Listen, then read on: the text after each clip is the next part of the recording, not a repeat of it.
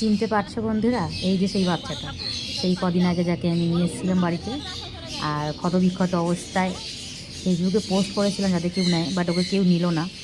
তো ও রাস্তায় থাকার কারণ ছিল ওকে কেউ নিয়ে গিয়েছিল পুষবে বলে, হয়তো ওর মার কাছ থেকে। তো ওর একটা চোখ নেই, ওর ডান দিকে চোখটা নেই, তো সেই জন্যই ওকে আবার ফেরত রাস্তায় ছেড়ে দিয়ে চলে গেছে।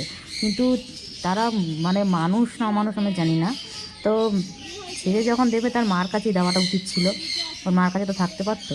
এবার এইখানে ছেড়ে দিয়ে গেছে, এদিক ওদিক ঘুরেছে, আর বড় বড় কুকুরগুলো তাকে কামড়িয়ে অবস্থা খারাপ করে দিয়েছিল। যাই হোক, সে এখন সুস্থ, শুধু মাথায় একটু জায়গাটা এখানে মনে হচ্ছে ওকে এমন কামড়েছে হাড় ভেঙে গেছে, ওটা ঠিক করতে হবে। তো আবার ডাক্তার দেখিয়ে তারপর দেখা যাক কতদূর কী করতে পারি। এখন সে খেলছে এখানে, বেঁধে রেখেছি কারণ রাস্তায় বড় কুকুরগুলো থাকে, তার এদিক ওদিক চলে যায়, তো সেই জন্যে বেঁধে রেখে দিয়েছি।